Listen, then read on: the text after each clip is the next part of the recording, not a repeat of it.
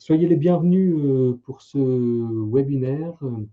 Merci beaucoup de nous avoir rejoints. Je fais un petit salut au passage aux clients éventuels qui sont présents, car j'ai vu dans la liste qu'il y avait un certain nombre de clients et nous sommes ravis de vous accueillir. Alors, nous allons passer 45 minutes autour d'un sujet passionnant et en même temps assez classique dans le management de l'entreprise.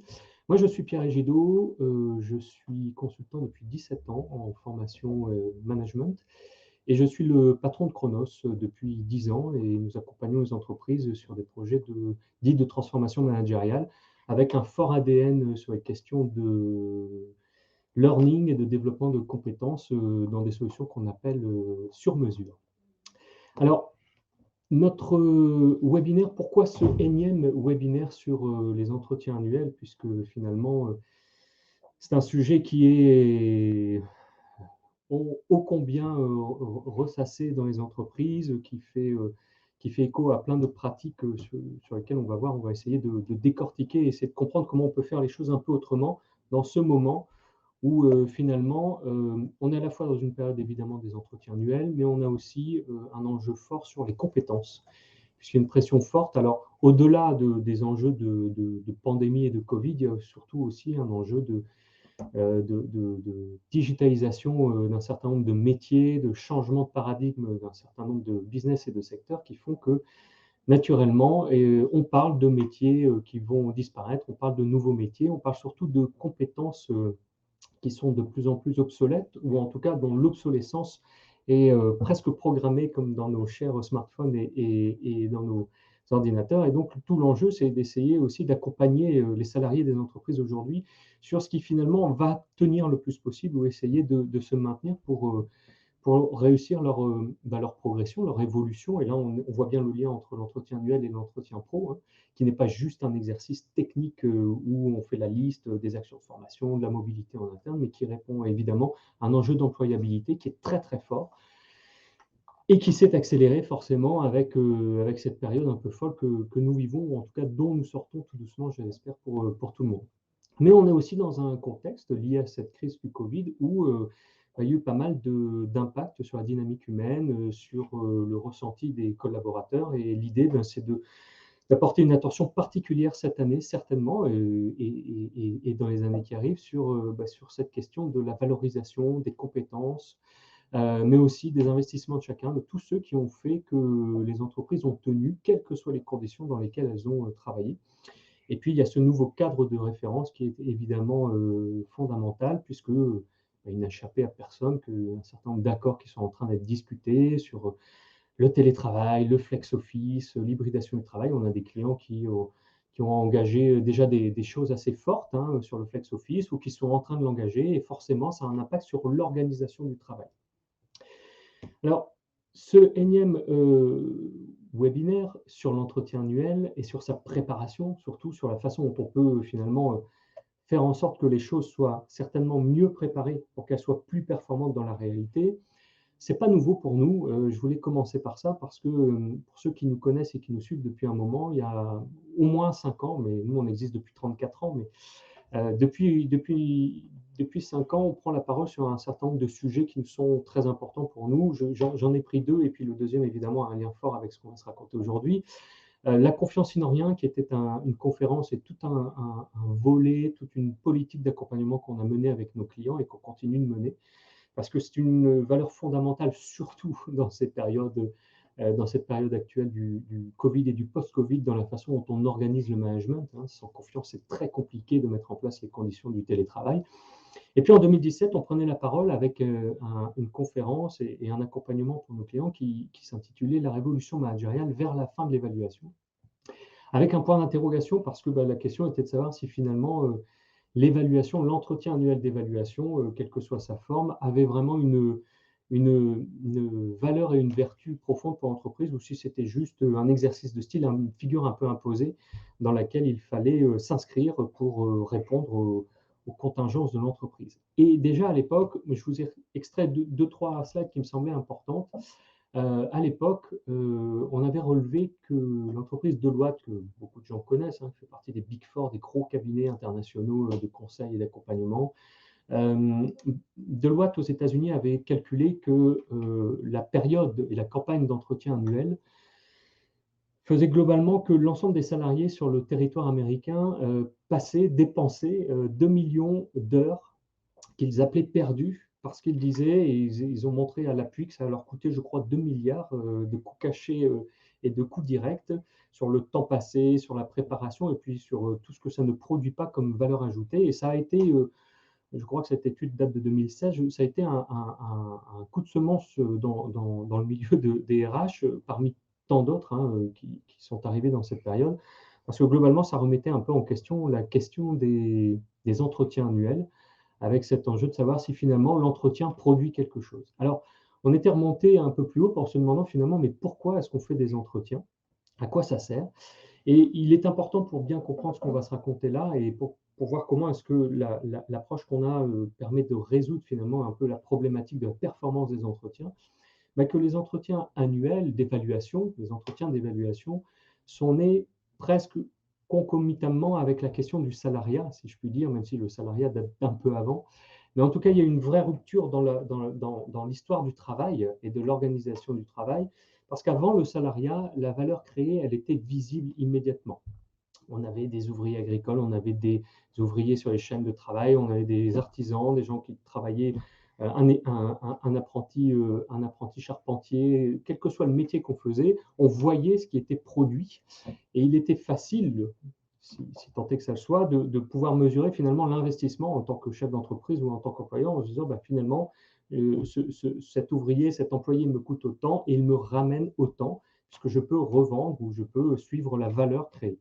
Et puis, bah, le monde a changé. Alors, l'après-guerre a beaucoup, évidemment, fait évoluer ça. Et puis, à partir des années 70, avec l'arrivée de l'informatique et puis la tertiarisation d'un certain nombre de métiers, la création de nouveaux métiers, hein, parce qu'on a déjà vécu cette révolution qu'on est en train de vivre actuellement, mais il n'y a pas si longtemps que ça, finalement, dans les années 70, cette tertiarisation des métiers a fait qu'aujourd'hui, on a un certain nombre de secteurs d'activité complets sur lesquels on a de la production de valeur, mais qui n'est pas toujours immédiatement vérifiable, calculable, et qui fait que, concomitamment, quand vous regardez l'histoire du travail, de l'organisation du travail, et surtout de cette question de l'entretien annuel d'évaluation, eh bien finalement, les entreprises ont commencé à se poser la question bah, de la valeur ajoutée, de ce que les gens faisaient. Voilà, quand on a une assistante administrative, quand on a un chef de projet en mission transversale, quand on a des tas de missions comme ça et de métiers qui sont nécessaires et qui apportent évidemment beaucoup de valeur, bah, la question était de savoir comment est-ce qu'on peut mesurer ça et est-ce qu'il n'y a pas un moment et un endroit où on peut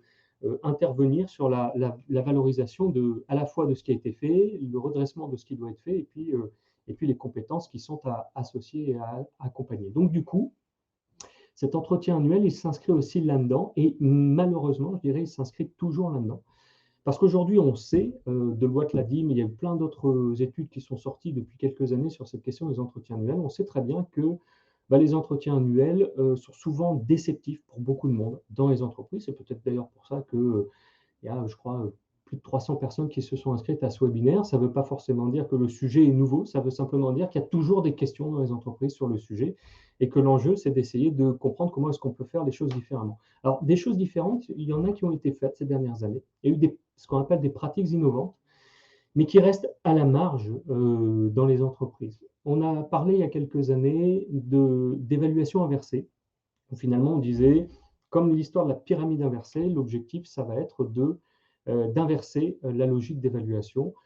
Un manager évalue ses collaborateurs, il y a quelque chose qui ne va pas, et si on faisait en sorte que les collaborateurs évaluent le manager, qui lui-même en tant que collaborateur évalue son manager, et on remonte comme ça. Voilà. L'idée intellectuellement est belle, elle est intéressante, pour autant, elle n'a pas pris, en tout cas nous on n'a pas d'exemple marquant, quantitatif chez nos clients, à part peut-être des petites expériences à gauche, à droite, et évidemment une culture du rapport à la hiérarchie, au management qui a changé et qui fait qu'aujourd'hui évidemment tout collaborateur normalement constitué est en droit de faire des retours à son manager, mais pour autant ce n'est pas institué dans l'évaluation. Il y a une deuxième pratique innovante qui a été faite, qui parfois se retrouve, mais de façon peu officielle, plutôt comme ça en type codev hein, dans l'esprit, c'est l'évaluation entre pairs où finalement on essaye de s'apporter entre pairs, donc entre gens d'un même métier, d'une même culture, d'une même division, d'un même service, on essaie de se faire des retours parce qu'on partage des métiers, donc des référentiels communs. Et puis, il y a la pratique la plus innovante qui est aujourd'hui relativement répandue dans les entreprises, mais qui ne remplace pas les entretiens annuels, qui vient les compléter, c'est ce qu'on appelle le feedback continu. Alors très souvent, nos clients nous interrogent sur le feedback. Or, peut-être que le mot le plus important, c'est continu. Parce qu'en fait, la démarche de feedback continu avait au départ pour objectif de faire en sorte que les démarches d'évaluation s'arrêtent au sens annuel, parce que la notion d'annuité dans l'évaluation, vu les vitesses de changement et vu la pression du quotidien, était un peu presque inutile. Il y a quelque chose d'anachronique dans la mise en place des entretiens, mais pour autant, le feedback continu avait pour but de remplacer, de changer cette dynamique en disant bah, toute l'année, on va pouvoir faire et se prendre du feedback pour évoluer dans sa professionnalisation sur son poste de travail. Alors, ça sont des pratiques innovantes qui sont arrivées. Pour autant, elles ne sont pas encore complètement répandues partout et on sait très bien, hein, parce qu'il y a un peu des effets de mode sans que ce soit forcément péjoratif, mais on sait très bien que si les choses ne prennent pas, elles vont avoir du mal à se répandre et c'est plutôt ce qu'on constate aujourd'hui, bien qu'à droite, à gauche, il y ait des pratiques innovantes, on ne peut pas dire qu'il y ait des mouvements de fond dans les entreprises à l'issue de tout ce mouvement d'il y a quelques années. Donc, nous, on a continué à se creuser la tête et on s'est dit, mais en fait, il y a quelque chose qui nous remonte des groupes et des gens qu'on rencontre toute l'année, parce qu'on fait beaucoup, beaucoup de formations de managers, des parcours, des dispositifs de formation et apprenants. Et on a repris cette phrase qu'on a encore entendue la semaine dernière sur une formation à l'entretien annuel. Donc, c'était presque fait pour ce webinaire, de managers qui, à l'issue, dans le tour de table final, disent mais pourquoi est-ce que nos collaborateurs qui sont concernés par le sujet de l'entretien annuel n'ont jamais ce genre de formation? Et en fait, cette question, on se la pose depuis un petit moment, et c'est pour ça qu'on signe aujourd'hui une baseline qui s'appelle Empower People, parce qu'on croit beaucoup à l'empowerment comme étant un des éléments clés de l'évolution des pratiques de développement de compétences et de management de l'entreprise. Empowerment, qui est ce mouvement, et j'ai fait un webinaire courant 2021 sur le sujet, qui est ce mouvement qui part de l'intérieur et qui fait que les gens se développent et développent leurs compétences par eux-mêmes et se prennent en main pour arrêter de subir ce qu'ils vivent. Et donc, il y a tout un environnement qui permet ça. Et on croit très fort et on essaie de stimuler nos clients sur le sujet. Et puis, nous, on a une approche très management, très formation, très pédagogique. Et donc, du coup, on s'est interrogé sur la façon dont on pouvait accompagner ce mouvement, sachant que bah, il y a un état de fait, les mathématiques ont la vie dure. Le management, au sens du corps dans l'entreprise, le corps social représente 10 à 25% des effectifs d'une entreprise.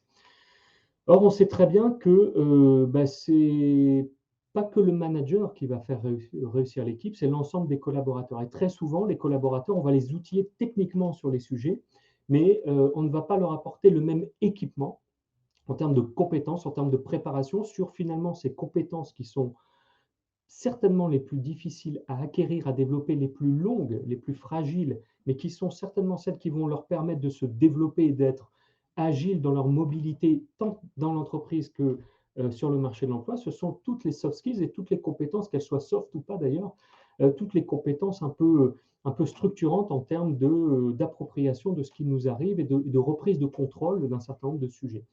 Et donc, il y a quelque chose qui ne va pas là, il y a presque une forme d'absurdité dans l'accompagnement aujourd'hui des entreprises sur la question alors de l'entretien annuel et de sa préparation, qui est un moment fort, surtout en ce moment, mais sur plein d'autres sujets.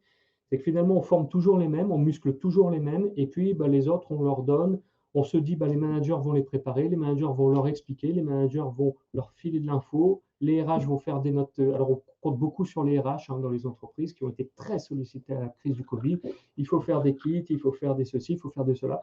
Oui, mais aujourd'hui, on peut aussi avoir l'ambition, quand on est DRH, quand on est DDH, quand on est patron d'un service formation, on peut aussi avoir l'ambition, et on va le revoir, on va voir comment, bah, de préparer autrement et mieux l'ensemble de nos collaborateurs pour faire en sorte que cet exercice de l'entretien d'évaluation soit un exercice réussi et non pas déceptif. Parce que quand on discute avec nos clients, l'élément qui est le plus gros frein, le plus déceptif, c'est le fait qu'à posteriori des entretiens, souvent, il ne se passe pas grand-chose, ou à la marge, ou pour certaines personnes.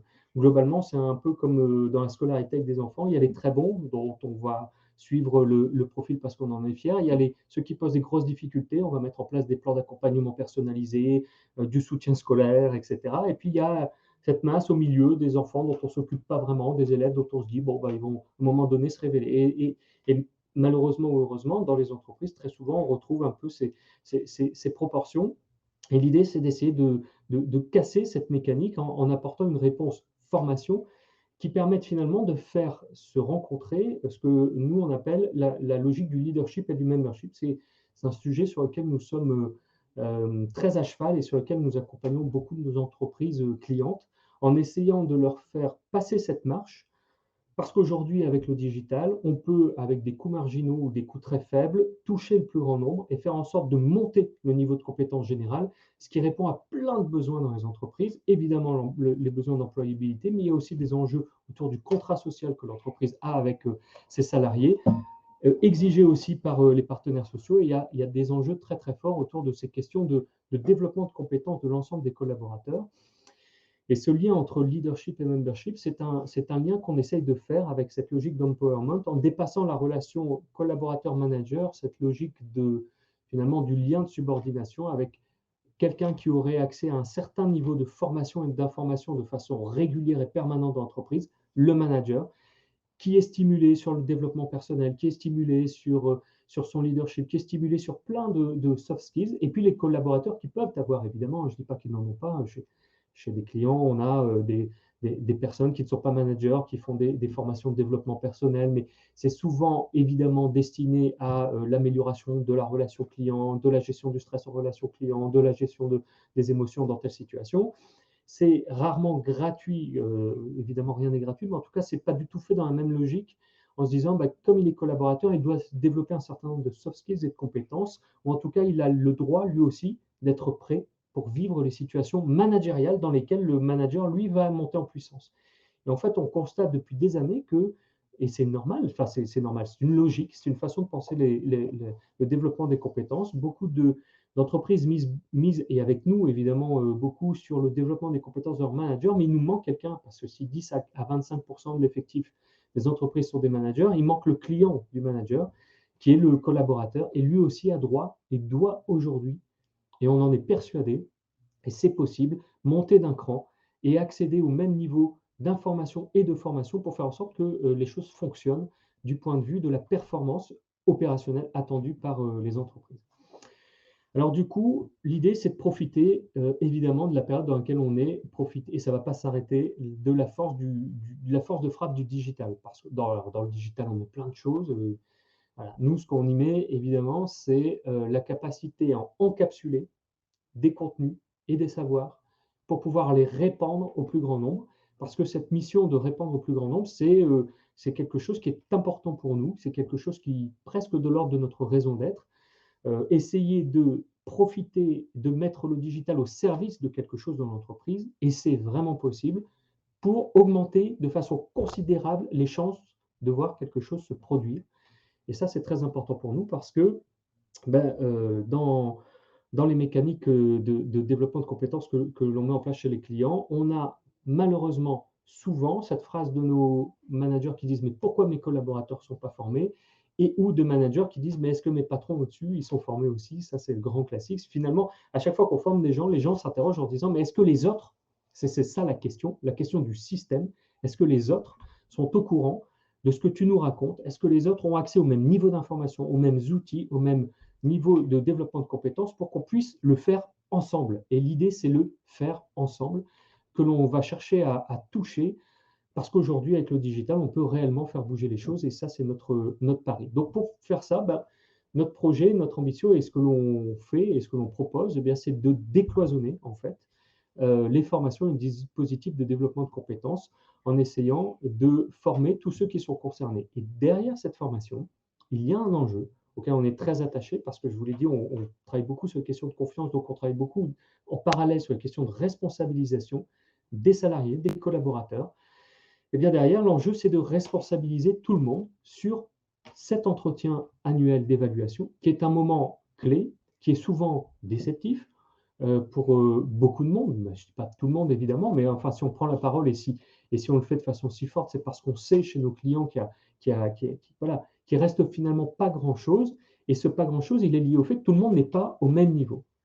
Alors, pour pouvoir répondre à cette question de comment est-ce qu'on fait pour mieux préparer l'ensemble des collaborateurs à l'entretien, à leur entretien annuel d'évaluation, eh bien, on a, au fil de nos expériences chez nos clients, affiné nos réflexions et un jour, on s'est dit, mais finalement, ce qu'il faudrait, c'est qu'on invente des contenus qui soient en miroir de ce que l'on fait pour des managers, parce qu'on est persuadé qu'il y a la face visible, qui est le contenu ou les compétences des managers, et puis il y a la face invisible ou la face immergée de l'iceberg, qui est finalement le plus important, c'est là où le truc tient et prend vraiment toute sa substance, eh bien c'est le développement des compétences des collaborateurs sur le sujet dont on parle. Alors, on pourrait le faire, et on a développé des solutions cette année chez des clients qu'on déploie actuellement, par exemple sur le télétravail, on a fait la même chose en disant finalement quels sont les contenus en miroir que les collaborateurs doivent connaître pour pouvoir upgrader en même temps que leur manager, pour ne pas avoir des décalages de progression et de niveau de compétence, et pas surtout avec des gens qui, dans l'entreprise, ont passé une marche, et d'autres qui suivent parce que la doctrine dit ben c'est au manager de former et d'accompagner. Oui, mais je ne peux pas, et ça, il faut quand même reconnaître que c'est un peu compliqué, découvrir en tant que manager un sujet, m'y former, commencer à pratiquer. On sait que développer des compétences, c'est long sur un sujet, et en même temps, expliquer, former, montrer l'exemple et accompagner mes collaborateurs. Il y a quelque chose qui ne marche pas dans cette logique.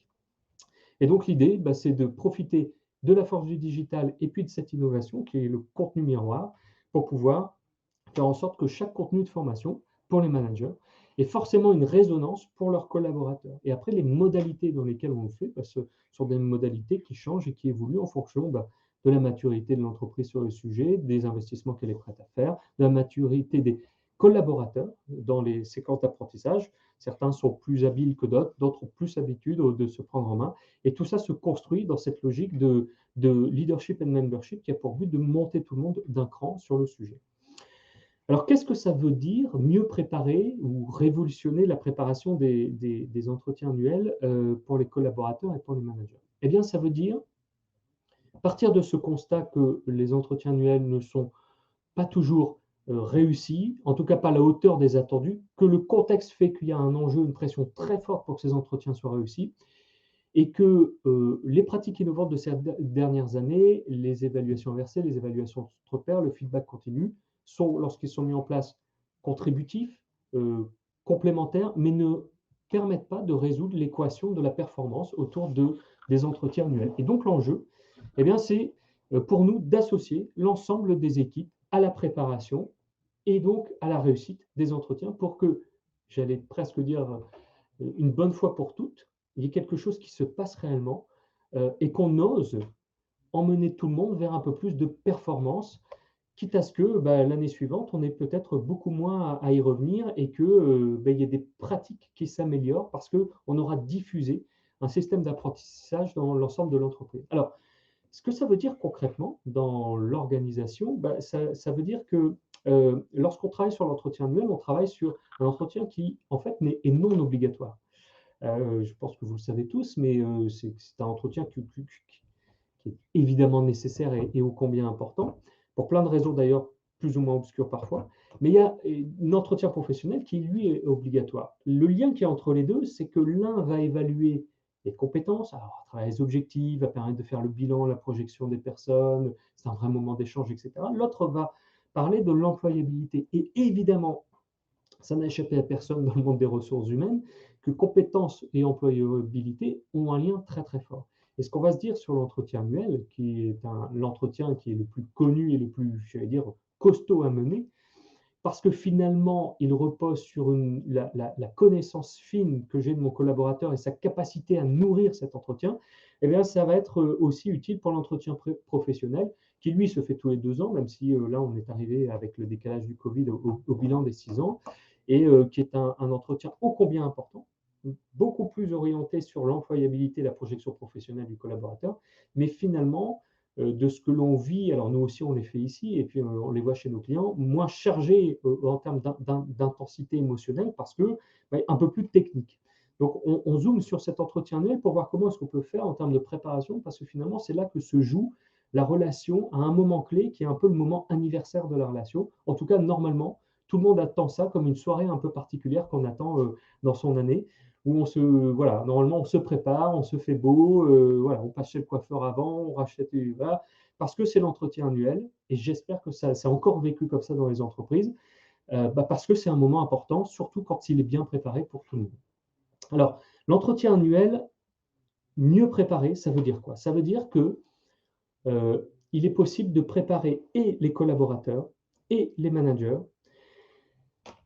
à partir d'un tronc commun, qui est cette logique de contenu, et qu'on va ensuite déployer comme un triptyque avec d'un côté les compétences à acquérir pour les collaborateurs dans le cadre de cet entretien et de ce qu'il y a à faire dans cet entretien et comment on le fait. On va voir, nous, comment on fait les choses et ce qu'on propose.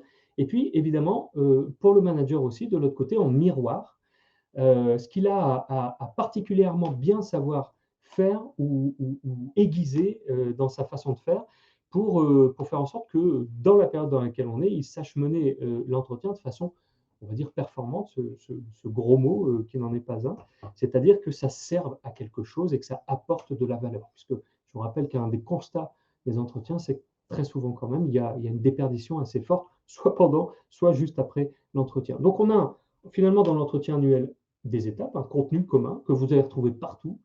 Il n'y a pas une entreprise qui fait à peu près autre chose dans la formation. Quand on forme les gens à l'entretien annuel, on leur explique ce que c'est, comment ça marche, quelles sont les étapes et comment on passe les étapes et techniquement comment on fait. On injecte tout ça dans une logique autour de communication, de posture, et puis on fait en sorte que les managers soient prêts. On a formé depuis des années des milliers de managers sur l'entretien annuel, et depuis des années, ils nous disent, oui, mais nous, nos collaborateurs, qui est-ce qui leur explique? Et on leur dit, c'est à toi de lui expliquer. Donc, tu vas faire l'entretien préalable à l'entretien annuel, tu vas le préparer, tu vas lui remettre le référentiel compétences, tu vas lui remettre la grille de préparation, tu vas lui expliquer les étapes, comment faire, etc. Tout ça, c'est très bien, mais en fait, le collaborateur, finalement, il apprend sur le terrain, c'est un peu en affest, en situation de travail, et puis personne ne lui débriefe vraiment de la façon dont il a fait, ou pas toujours, parce que je ne peux pas, moi, être manager, sujet et objet de la démarche. Si tant est qu'en plus je sois bien câblé et plutôt bien avec mon collaborateur, je peux le faire a posteriori, lui faire du feedback, l'aider à mieux préparer la prochaine fois. Mais si, et ça peut arriver, pardon, hein, on en connaît, si les relations sont parfois tendues, distendues ou inexistantes et que ce moment devient un moment extrêmement angoissant pour tout le monde, eh bien, il y a peu de chances que ça produise quelque chose. Or, ces entretiens, ils sont importants parce que c'est un moment clé de la vie du collaborateur, ils sont importants parce que normalement, ils permettent de clôturer une période, d'en préparer la feuille de route de l'année qui arrive, et puis ils sont aussi importants juridiquement. Pour ceux qui ont parfois eu des prud'hommes à gérer, une des choses importantes qu'on va regarder, c'est toute la traçabilité sur les entretiens, et est-ce qu'il y a eu un engagement du management, et est-ce que le collaborateur a eu les moyens de bien préparer, a été informé, etc. Donc il y a beaucoup d'enjeux sur le fait d'augmenter le niveau général des collaborateurs sur le sujet. Alors, comment est-ce qu'on fait pour préparer nos collaborateurs sur cet entretien annuel de façon performante? Il y a deux grosses compétences qu'on identifie dans la préparation, mais avant ça, je voudrais juste vous donner une définition de ce qu'est pour nous la compétence. Il y en a plein, hein. La notion de compétence, c'est un concept valise. On vous l'explique, on peut vous l'expliquer souvent parce que c'est vrai que c'est un terme plutôt récent qui regroupe beaucoup de choses. Nous, on aime bien cette définition parce qu'évidemment, elle sert nos convictions, notre mission, notre raison d'être, notre vision du monde, qui dit la personne compétente, et je pense que c'est important de la lire ensemble, se donne le pouvoir d'agir. La personne compétente se donne le pouvoir d'agir. Ça veut dire que ce qu'on est en train de se dire, c'est qu'on veut donner le pouvoir d'agir aux collaborateurs pour réussir. Parce qu'elle dispose, cette personne, des connaissances et de l'expérience des situations dans lesquelles il convient d'agir, et que de surcroît, elle se montre capable de juger la pertinence de son action. Il y a une sorte de réflexivité dans la démarche. Vous retrouverez souvent cette logique de réflexivité qui est caractéristique des éléments de la compétence. Une compétence qui n'est pas réfléchie, qui n'est pas analysée par la personne qui est en compétence, c'est en général quelque chose qui est assez automatisé, réflexe, qui n'est pas compris. Ce qui caractérise une compétence, c'est précisément qu'il y a une forme de réflexivité sur le sujet. Donc, développer des compétences, c'est donner le pouvoir d'agir aux gens. Et donc, la vraie question, c'est est-ce qu'on veut donner le pouvoir d'agir aux personnes dans l'entreprise pour pouvoir agir sur leur entretien? Nous, on pense que oui, et on vous invite à y réfléchir tous ensemble parce qu'il y a des enjeux forts autour de ces questions d'entretien, par exemple, qui sont au cœur de la dynamique managériale de l'année qui arrive. Alors, il y a deux grosses compétences. La première, c'est la capacité à préparer et être capable de préparer un entretien. Et puis la seconde, on va le voir juste après, c'est celle de la capacité à copiloter. Oui, bien sûr, Cécilia me dit à copiloter, au cas où j'aurais eu fait une amnésie fulgurante, mais je connais à peu près mon contenu. Et on a exactement la même chose pour les managers, la capacité à préparer et la capacité à copiloter. Alors, cette compétence de préparation, pour nous, elle revêt quatre domaines. Alors, on parle de domaine quand on parle de compétences. Elle revêt quatre domaines. La première des choses qu'on invite à faire avec des collaborateurs, c'est à comprendre la notion d'évaluation. Ça vous paraît peut-être évident, ou pas d'ailleurs, et ce serait avec beaucoup d'humilité qu'on pourrait être quelques-uns à se dire, mais finalement, c'est quoi évaluer? Quelle est la différence avec la notion de contrôle? Le contrôle, c'est une évaluation sommative. L'évaluation, la vraie, c'est une évaluation formative. L'évaluation, normalement, a pour but de faire évoluer. Elle a pour but d'être dans une démarche de formation. Donc, quand on est dans l'entretien annuel d'évaluation, on est précisément dans un exercice formatif et donc avec un début, une fin, une continuité et quelque chose qui bouge. À quoi ça sert? Pourquoi est-ce qu'on évalue? Quels sont les enjeux de l'entretien d'évaluation pour le salarié? Et quelle est la différence avec l'entretien pro? Ben ça, c'est un premier domaine de cette compétence de préparation qui est fondamental pour rentrer dans le sujet quand on est salarié, collaborateur et qu'on doit monter, upgrader sur le sujet. Une fois qu'on a fait ça, eh bien, on propose de monter d'un cran tout le monde sur cette question de l'auto-évaluation. Parce que l'auto-évaluation, c'est loin d'être facile. Il ne vous a pas échappé qu'aujourd'hui, il y a une forme de l'évaluation est décomplexée. Tout simplement parce que vous êtes tous les salariés sont évaluateurs. Vous savez, les pouces, hop, sur la fourchette The Fork, sur Booking, vous notez, tout le monde note en permanence. Ça s'appelle de l'évaluation, du scoring. On fait du scoring, on donne son avis. Donc il y a quelque chose de très décomplexé autour du scoring. En revanche, quand il s'agit de faire un travail d'auto-analyse sur soi, on est toujours plus critique naturellement sur les autres, sur son patron, sur ses collègues. Quand il s'agit de revenir à soi, c'est toujours plus compliqué.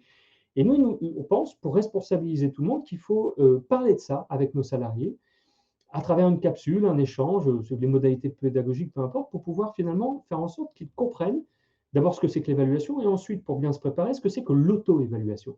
Et que derrière, on a mis là deux mots importants, il y a la lucidité et l'honnêteté. Lucidité qui vient de lumière, hein, donc mettre en lumière les choses sur soi de façon honnête. Et puis l'honnêteté, c'est un principe intellectuel. Voilà, reconnaître ce qui est et ne pas travestir la réalité. Et puis donc du coup de leur apprendre, de leur filer quelques tips qu'on donne toujours aux managers sur ces logiques de différents canaux de communication, en tout cas registres, les faits, les sentiments, les opinions. Attention aux confusions. Ben, quand on écoute des entretiens, quand on participe à des échanges, on se rend bien compte que tout est mélangé, que ça fait un joli panier de Noël, mais qu'en réalité, dans les entretiens, les faits sont fondamentaux, les sentiments doivent être exprimés, les émotions, et puis les opinions, en général, elles prennent malheureusement le pas sur un certain nombre de choses, alors qu'elles n'ont pas vocation à guider l'évaluation, l'auto-évaluation et les débats qui vont être faits avec le manager.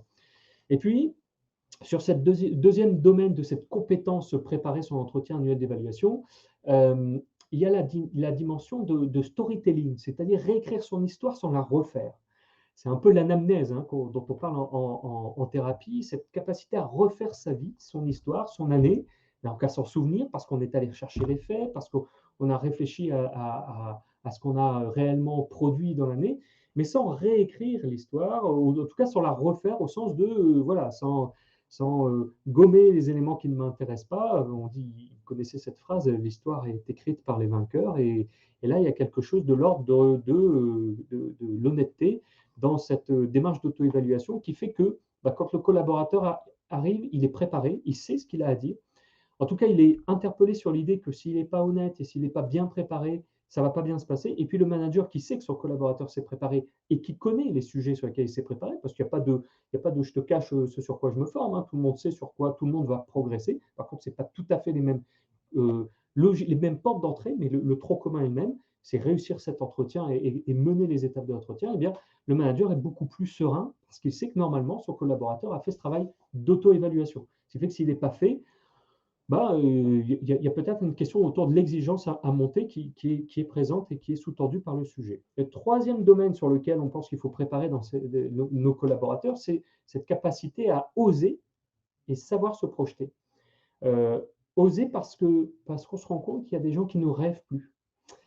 et que la période fait que soit il y a des gens qui rêvent beaucoup parce qu'ils voient l'infini des possibles de la situation, et puis d'autres qui sont complètement tétanisés par ce qui se passe, surtout que parfois dans les entreprises, il y a des situations très difficiles en ce moment, mais chez certains de nos clients, il y a des branches, il y a des métiers qui sont fort chahutés, où on fait voilà, des restructurations autour des business. Eh bien, il y a un enjeu de préparation qui est très très fort, et l'enjeu, c'est de faire en sorte que les collaborateurs osent et puissent se projeter, sachent formuler leurs propres objectifs avec précision, donc leur expliquer comment ça marche. On explique aux managers depuis des dizaines d'années comment on fait des bons objectifs, Smart Malin ou autres, les OKR, etc. Comment est-ce qu'on fait pour formuler des objectifs qui nous appartiennent vraiment, qui soient stimulants et qui permettent de répondre à l'ambition générale de l'année pour le collaborateur. Et puis le dernier domaine sur lequel on pense qu'il faut préparer les collaborateurs sur l'entretien annuel, sur cette première compétence de préparation, eh bien, c'est la capacité à se responsabiliser. On tient beaucoup à ça, je pense que vous l'avez compris. On n'est pas dans une logique binaire, duale, victimaire du pauvre salarié qui est victime de la méchante entreprise, ou du pauvre manager qui est victime de son méchant collaborateur. Nous, on ne croit pas à ces logiques noir ou blanc. On croit au principe qui unit tout ça, et on pense qu'il faut considérer les gens comme des adultes. Pour qu'ils se comportent comme des adultes, eh bien, il faut leur parler comme à des adultes, adulte au sens psychologique du terme. Et donc, il faut injecter ces questions de responsabilisation. Ça ne marchera pas et ça ne prendra pas tout de suite chez tout le monde. Mais ce dont on est à peu près sûr, c'est que ça va prendre et ça va marcher chez un certain nombre de gens qui cherchent juste à avoir ce petit coup de pouce en plus pour réussir à passer la marche de la responsabilisation et de la maturité. La deuxième compétence sur laquelle on pense qu'en contenu miroir, il faut préparer nos collaborateurs pour réussir cette période, c'est la compétence de pilotage, en tout cas de copilotage, parce que je ne vois pas pourquoi ce seraient les collabs qui tout à coup piloteraient leur entretien, même si c'est vrai que c'est leur entretien, mais ce n'est pas que leur entretien, parce que dans cette logique de maillage, c'est la relation au quotidien entre Cécilia et moi qui va faire qu'à un moment donné, ça va marcher. Ce n'est pas Cécilia qui doit prendre tout le lead tout le temps, ce n'est pas moi qui dois prendre tout le lead, il y a des ajustements permanents qui ne sont pas simples, mais qui nécessite d'être co-porté, co-construit. On est dans le co, vous le savez, mais ce n'est pas que du coco comme ça cosmétique. Il y a vraiment quelque chose de puissant dans le copilotage. Dans ce copilotage, il y a un premier domaine qui est fondamental, c'est bien expliquer à nos collaborateurs l'état d'esprit d'un entretien. On constate, parce qu'on forme beaucoup de gens sur le sujet, on nous remonte très souvent qu'il y a un certain nombre de gens quand même qui viennent, soit ils ne sont pas préparés, soit ils sont préparés, ils ont fait le job techniquement, mais alors l'état d'esprit est complètement dézingué. Eh bien, nous, on pense qu'il faut aller chercher les gens là-dessus. Et encore une fois, on ne fera pas 100%, on ne fera pas strike à chaque fois. En revanche, évidemment que ça va toucher les gens, évidemment qu'ils vont comprendre l'intérêt d'avoir une approche constructive de leur entretien, de ne pas se mettre en position de victime ou de persécuteur, et que ça va forcément apporter des choses. Donc ça, c'est un élément fort avec cette logique d'adulte-adulte, de relation managériale consentie, librement consentie par le collaborateur, qu'on n'est pas forcément dans une logique de subordination et qu'on a le droit de construire une relation intelligente avec son patron. Le deuxième élément sur lequel on pense qu'il faut les muscler du point de vue des compétences, évidemment, c'est sur la com, parce qu'on peut être très prêt, on peut être bien prêt dans la tête, mais sur c'est pas de dire les choses. Alors, voilà, il faut réussir en quelques minutes, selon la modalité pédagogique, à quelques heures avec des salariés, à leur apporter un maximum d'insights importants, des techniques qui leur permettent finalement d'améliorer considérablement la communication, qu'on appelle l'adulte-adulte ou gagnant-gagnant. C'est la même, hein, c'est la plus-plus que tout le monde connaît.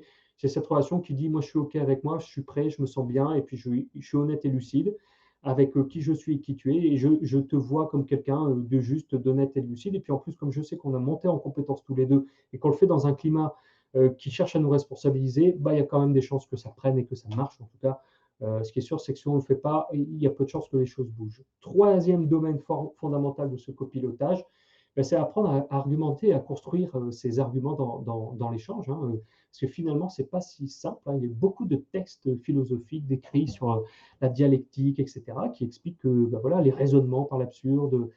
Il y avait un film il y a 10 jours, dimanche soir, là, il y a 10 jours, sur cette jeune des cités avec Daniel Auteuil qui fait concours d'éloquence. C'était très très bien avec Schopenhauer, les principes de Schopenhauer sur cette logique de dialectique, voire de raisonnement à l'absurde. Alors, ce n'est pas ça qu'on veut apprendre à nos collaborateurs, mais on veut les muscler quand même pour qu'ils osent affirmer leur point de vue avec congruence, qu'ils sachent formuler des choses, dire les choses, structurer leur avis, parce que c'est pas évident. C'est pas évident pour tout le monde. Il y en a qui n'ont pas, tout le monde n'a pas ce truc-là de dire les choses. Et on a des formations, nous, sur le oser dire, hein, qui durent longtemps pour des managers parfois, et souvent.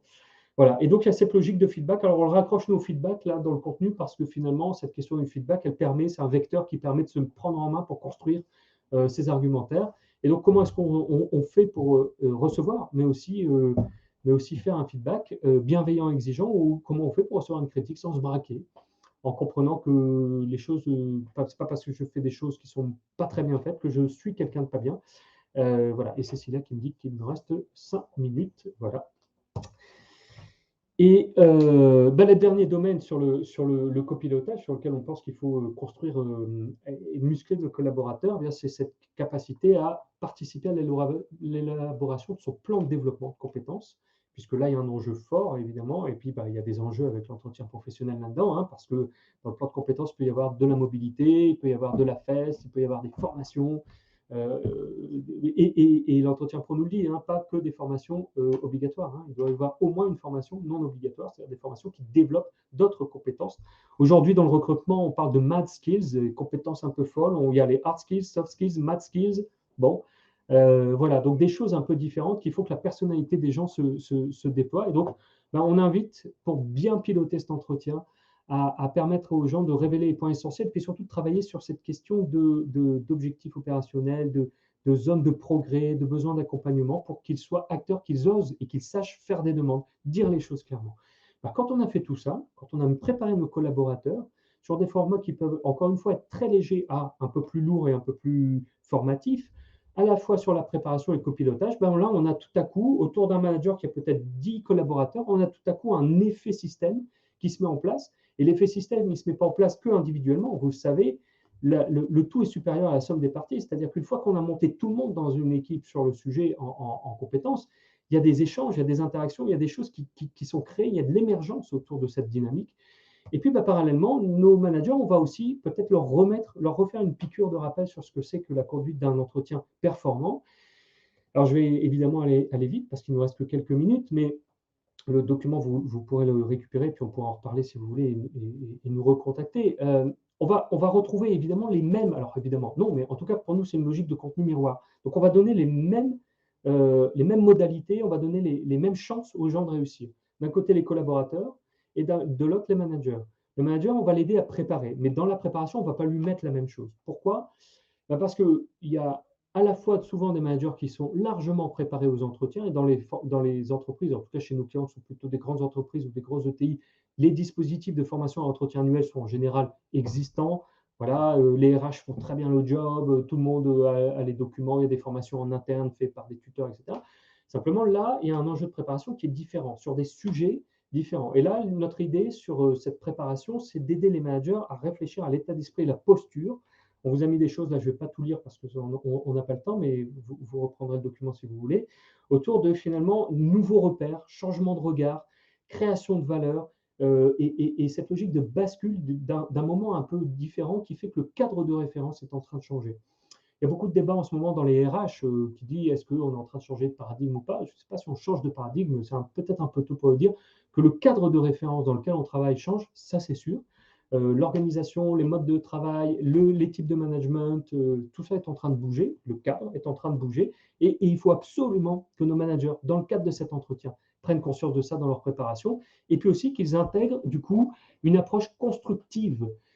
L'exigence, c'est bien, la performance, évidemment, tout le monde sait qu'il faut aller en chercher. Si c'était si simple, elle serait là de fait. Donc, si on ne paye pas les gens, des managers, pour qu'ils disent à leurs collaborateurs, il faut faire du chiffre, il faut réussir ça, ou il y a qu'à Faucon. Tout ça, OK. Maintenant, c'est comment on fait. Comment on fait pour changer d'air, par exemple. Vous regarderez comment on fait pour regarder les rôles, la réorganisation, la résilience, la relation, les révélations des périodes dont on sort. Là, on parle de 2021 qui est en train de se terminer, mais on pourrait parler de 2020 et finalement 2021 et 2020. J'ai l'impression que c'est presque une même année, même si les années sont très différentes, mais on est encore dans tout ce mouvement. Et heureusement, la croissance est là, elle est soutenue, ça reprend, mais il y a quand même des gros chocs dans certains secteurs. Et donc, il y a des enjeux d'émergence pour les managers dans les équipes et dans les relations avec leurs collaborateurs qui sont essentiels et qui font qu'il faut renforcer des attitudes dites facilitatrices pour faire en sorte que les personnes parlent, se détendent et que toutes ces personnes qui sont préparées, elles puissent amener ce qu'elles ont préparé ensemble. Le deuxième élément fort pour le copilotage, évidemment, c'est l'élément fort pardon, pour le copilotage, c'est d'être capable, donc, dans le copilotage de l'entretien, de générer des temps forts de discussion et de débat, c'est-à-dire et comprendre et traduire et faire en sorte que, on parlerait dans certaines entreprises de manager coach, hein, mais il y a quelque chose de ça. Malheureusement, on en a beaucoup parlé avant la crise, mais finalement, c'est maintenant qu'on en a le plus besoin. Alors, être coach, c'est un métier, hein, il y a des certifications, tout ça, c'est pas n'importe quoi, mais enfin, il y a quand même des tips, il y a quand même des choses qui sont à apprendre et à comprendre pour pouvoir copiloter l'entretien de façon pertinente avec son collaborateur. Et puis surtout, pour co-construire, on trouve le co là qui est très très fort. Comment on réexplique à nos managers qu'il faut co-construire les objectifs moteurs, moteurs de libération, d'énergie et d'innovation, parce qu'il y a des enjeux évidemment assez puissants autour de l'accélération des changements qui sont attendus des entreprises et l'acceptation des changements. On veut que nos collaborateurs comprennent vite ce qu'ils doivent vivre et les changements qu'ils doivent opérer. Et ça, évidemment, bah, ça nécessite une préparation des collaborateurs et une posture un peu différente et une habileté un peu différente et un travail sur soi pour les managers qui s'est développé fortement. Alors, en quelques mots, juste, si on devait faire cet exercice sur l'entretien professionnel, ça ressemblerait à quoi? Un dispositif apprenant pour managers et collaborateurs. On reprend la même logique et on se dit, ben, finalement, on a un contenu commun sur l'entretien professionnel et puis on a cet enjeu de savoir préparer cet entretien professionnel. Alors, ça voudrait dire quoi? Je ne vais pas le dérouler comme l'entretien annuel, mais c'est juste pour vous montrer la logique dans laquelle on peut travailler. Euh, pour le manager, il nous semble que l'enjeu essentiel, c'est de comprendre la différence entre le AE et l'EP. Vous allez me dire, tout le monde le sait. Voilà, je pense que c'est pas mal de se le redire quand même. Donc, on reprend les éléments et on les remet rapidement. Surtout, on travaille sur la question de la posture et du rôle du manager dans la dynamique de l'EP au quotidien. Il y a beaucoup de choses à dire. L'entretien professionnel, c'est tous les 2 ans. Il y a un bilan tous les 6 ans. C'est une contrainte. En tout cas, c'est souvent vécu comme une contrainte.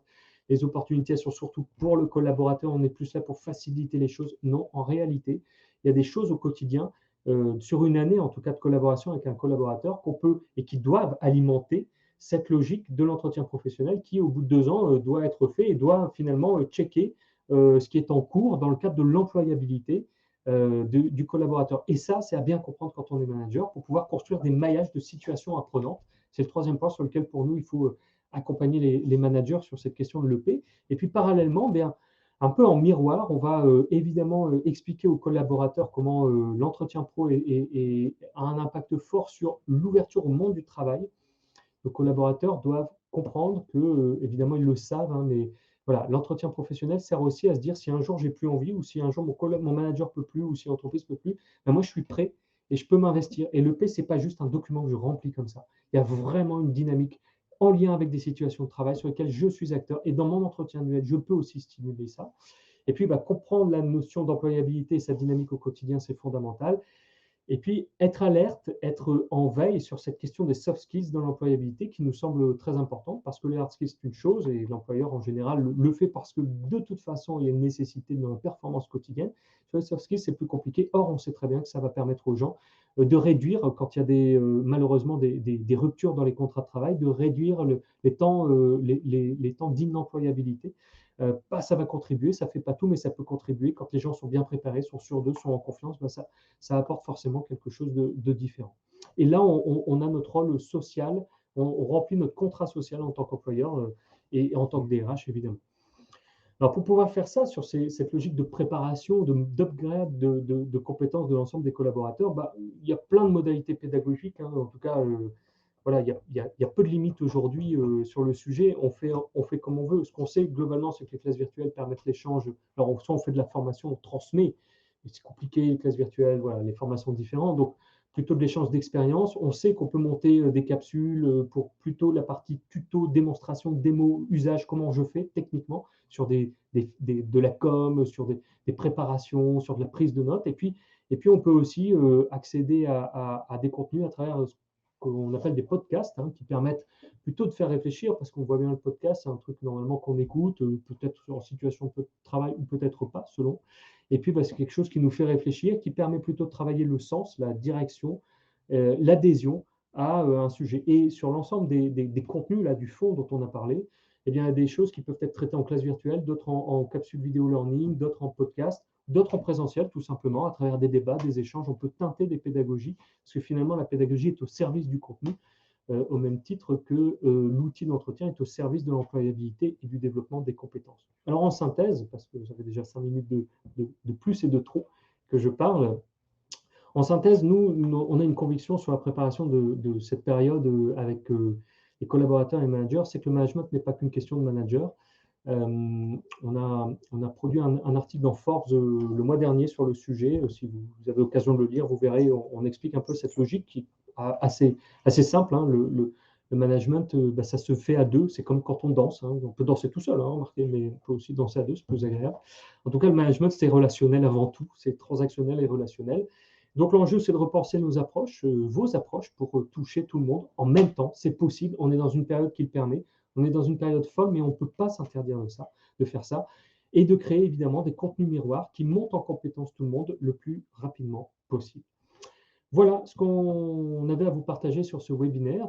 Je vous remercie beaucoup d'avoir suivi cet échange. Et je ne sais pas s'il y a des questions. Cécilia, qui est là, qui va peut-être me passer les questions. Sinon, Alors, quelques remarques. Donc, bonjour à tous, merci pour votre présence. Des remarques de Jacques Denis, qui nous dit que l'entretien annuel est de plus en plus contesté. CF, ta remarque sur Deloitte ou Adobe ou d'autres. Alors, comment articuler des entretiens réguliers et éventuellement une synthèse d'EAE?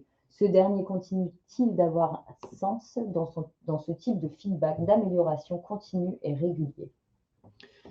En réalité, je pense que les deux sont nécessaires. La réponse du feedback continu ou des innovations de pratique, c'est une réponse à un système qui était bloqué. L'entretien annuel était une vraie corvée pour beaucoup de monde.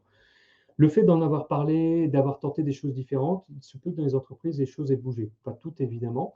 Les deux sont complémentaires. Je pense sincèrement que l'entretien annuel, il a une vocation à prendre beaucoup de hauteur et à faire de ce moment, tout à l'heure, je parlais d'analogie avec la soirée de l'année où on se prépare, c'est un peu le réveillon.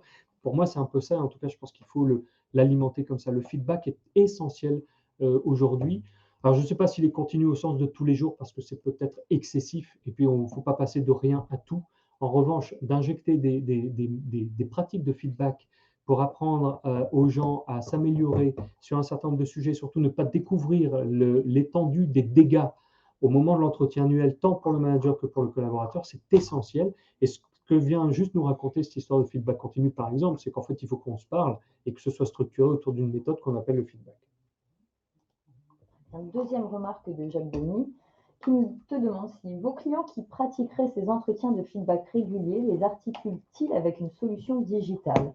En synthèse, est-ce formalisé? Les clients qui le pratiquent sans formalisation aujourd'hui, en tout cas de ce que je sais.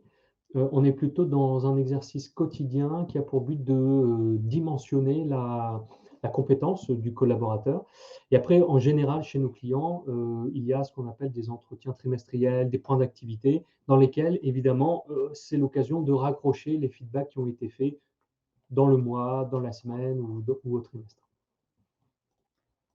Autre remarque de Jacques Denis, d'après toi, Pierre, faut-il dessouder, décoller l'entretien annuel des révisions salariales et de variables? En effet, cela peut donner un autre climat à cet entretien si les deux sont liés. Alors, nous, notre pratique, moi je suis le patron de Chronos, on va rentrer dans la période des entretiens, on l'a fait en novembre. Nous, on va corréler les deux parce qu'on est une petite entreprise et parce que, à titre personnel, en tant que chef d'entreprise, je considère que le salaire et la rémunération, le salaire parle des compétences, parle de la tenue de poste, il y a des grilles, etc. Bon. En revanche, je sais et je comprends aussi la logique inverse qui est de dire qu'il faut décorréler. Parce que, pour la raison que vous venez d'expliquer, parce que ça vient parasiter l'entretien. En fait, je crois que le vrai sujet, il n'est pas là. Le vrai sujet, c'est la façon dont on anime cette politique salariale dans l'entreprise, c'est les éventuelles injustices, les éventuelles disparités, l'incapacité à expliquer quand on est dans une ligne managériale qu'on est le 5e maillon d'un système où on a finalement très très peu de marge de manœuvre et qu'on demande toute l'année aux gens de se défoncer et qu'en fait on a des enveloppes très courtes et qu'il faut trancher. Et c'est étant ça que du coup, il est préférable, quand on est dans les grosses entreprises, de dissocier les deux pour permettre aux managers et aux collaborateurs d'avoir des échanges de fond, parce que de toute façon, le manager n'y peut rien. Moi, j'y peux. et je dois l'assumer. Les managers, très souvent, n'y peuvent pas grand-chose. Autre remarque de Jacques Denis auquel tu as un peu répondu, qui était: sous quel format dispensez-vous ces formations sur l'EAE? En général, le taux de fréquence fait qu'il pourrait être important d'avoir des capsules pour se préparer avant l'échéance pour être efficient sur le fond et la posture. Oui, tout à fait, Jacques. Évidemment, ce qu'on propose là, c'est une préparation, hein, c'est se muscler, c'est la salle d'entraînement avant d'aller rentrer sur le stade, parce que il y en a un qui est normalement surentraîné et l'autre il arrive, il est à froid et c'est claquage assuré. Donc évidemment que c'est dans la préparation que ça se joue. Et après, il y a une offre qui va sortir la semaine prochaine sur le sujet pour ceux que ça intéresse, et vous verrez qu'on rajoute cette dimension de l'accompagnement de l'entretien annuel tout au long de l'année. Et comment on fait pour stimuler et entretenir ça du point de vue collab et du point de vue manager? Parce qu'en fait, l'enjeu, c'est ça. L'enjeu, c'est que ça vive au moins une partie de l'année, parce que sinon, l'année d'après, c'est hyper déceptif pour tout le monde. Dernière remarque de Clémence: est-ce que cette logique de contenu miroir peut être appliquée à d'autres sujets? Peut-on avoir des exemples?